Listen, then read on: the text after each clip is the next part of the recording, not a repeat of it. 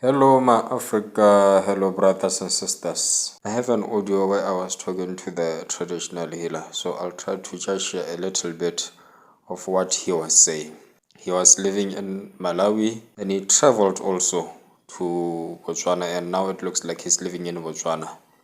You bring your own kwan and a red cloth, one egg, one big needle,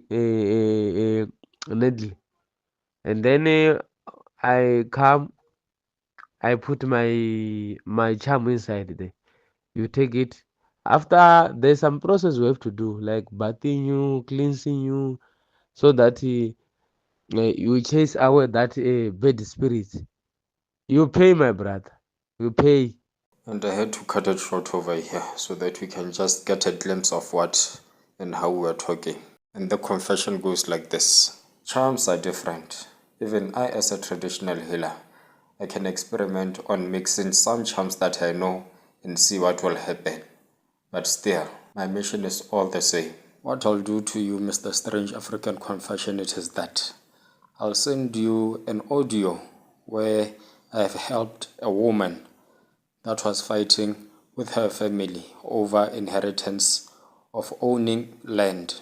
There's a farm that they were fighting for, so I gave her some charms so that she can win the case at court.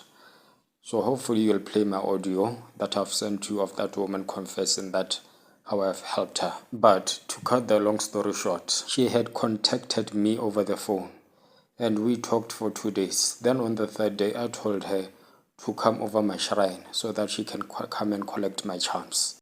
As she did, as we agreed, on the third day indeed she came.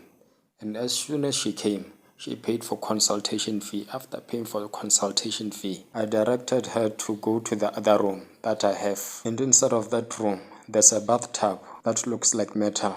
And that metal bathtub, I surrounded it with candles all over it. And as she went inside of that spare bedroom that I have, I insisted her to get inside of that bathtub, even though it was empty without water inside. As soon as she entered inside of that bathtub, I took my muti where I was hiding it. Then after I mixed it up, after mixing it up, I went inside of the bedroom that she was in.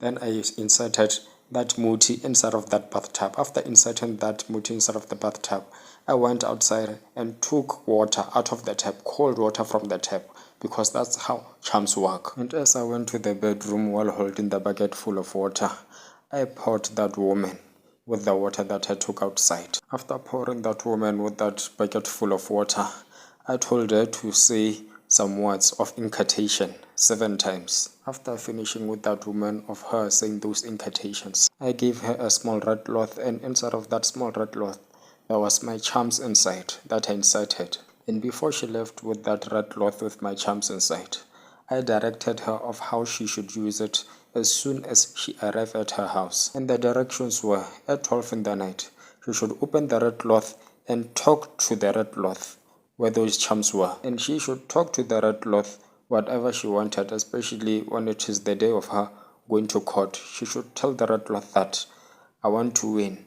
Tell the high magistrate to be on my side. Those were the words that I told her to say to the red cloth. And other things that she wanted, because those charms that I gave her, they were good enough for her to make her dreams come true. After 3 months, she contacted me on my WhatsApp and she sent me a voice note that she was so glad that everything went well as she wanted. She told me that as soon as she arrived at court, that judge was like she was favoring her too much, because she was even smiling while even that woman was still defending herself. So it looked like those charms were working. Then 3 weeks later, she went to change her title deed at land board. After changing her title deed, she sold half of that land. As soon as she sold half of that land, she gave me a small percentage of that money for just a thank you. And that's the end of the confession. Thank you, take care, and God bless.